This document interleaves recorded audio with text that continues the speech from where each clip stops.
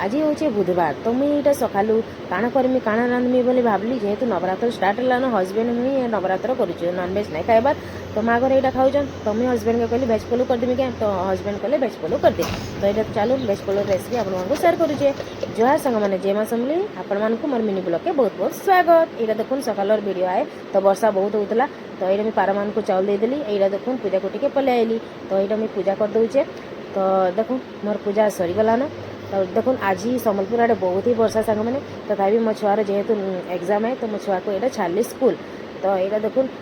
छत पर के पलि आईली कंचा मिर्चा नेबार लगी तो चलू भेज पोलो केन्ता करुचे आपण मानकु शेयर करुचे काण काण दरकार होचे चलू देखमा यहाँ देखुन गोटे पूरी चाउल नहीं गली अरुआ चाउल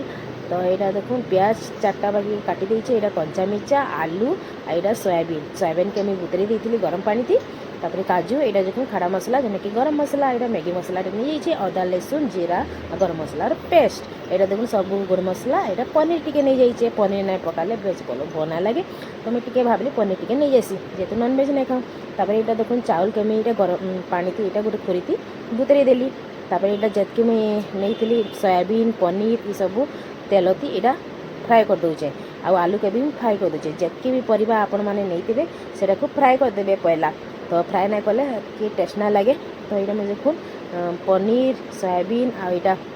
आलू के फ्राए करदेली तापर यहाँ चाउल के धुई करी लगेदेली चाउल के भी यहाँ ब्राउन कलर है तक भाजी दूचे तापर मुझे जो काजू नहीं थी चाउल रे पकईदेली देखुन चाउल आउ काजू पूरा भाजी हो गलान टिके चाउल के भाजबे पोलो कले तापर मुझे पलि आईली गोटे प्रेसर कुकर रे रिफाइन तेल देदेली जतकि मुझे खड़ा मसला रखी ना से रिफाइन तेल गरम है बेले पकईदेली तापर जो प्याजटा काटी ना प्याज के मुझे पकई दूचे तापर प्याज के ब्राउन कलर है तक भाजमा तो देखो भाजी दूचे तापर प्याज हो गला तापर अदा लहसुन जीरा और गरम मसलार पेस्ट पकईदेली तापर यहाँ टी भाजमा पियाज मसला तापर मुझे गोटे टमाटर नहीं गली टमाटर के भी यहाँ छोट छोट काटी दीचे यहाँ फ्राए कर दूचे तापर मुझे जतकि भी तेल रे छाणी थी ना पनीर सोयाबीन आलू ये सब के तापर हेती लगेदेली तापर मुझे कंचा मिर्चा जो छत पर तुली थी ना तो कंचा मिर्चा के भी यहाँ लगेदेली आपण मैंने जिते राग खाइबे सेतकी कंचा मिर्चा पकाबे तापर मुझे इे पलि आईली गोटे दही पैकेटे दही नहीं गली तापर से गोटे गिनारे अधा गिना दही काढ़ीदेली से मुई गोटे चामच हल्दी धनिया पाउडर मिर्चा गुण के नहीं करी यहाँ पूरा भल भाव फेंटी दौचे कहीं दही गोटा गोटा हो जाए ना भल भाव फेंटी दौचे तापर भी पलि आम प्रेसर कुकर जेनटा कि परिबा के कषुचु ना से आम जेनता दही सब मसला माने जो फेंटी से परिबा थी लगेदेमा तापर जो चलो कषिदेमा भल भाव जेना दही आरिबा सब मिक्स हो जेनता तेल जेनता बाहरबा एंता कषमा तापर स्वाद अनुसार नून नहीं जी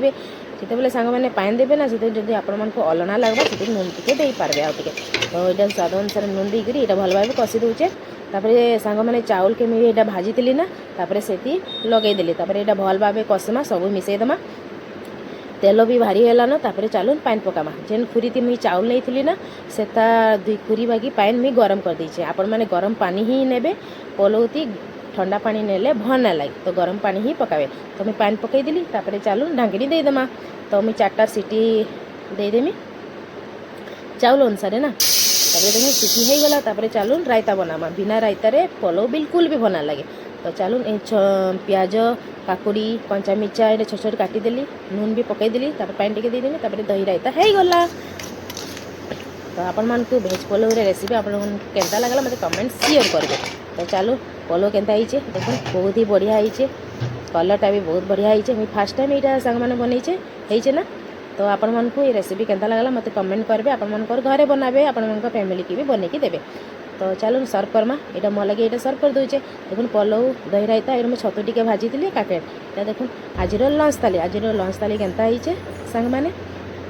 लाइक शेयर एंड सब्सक्राइब करवा के बिल्कुल भी नहीं भूलबे तो चलो खाइमा मत एत जो से भोक लगी ना 2:30 बजे ना तो आज यहाँ फास्ट टाइम ही करें सांग मैंने बहुत ही भल लगला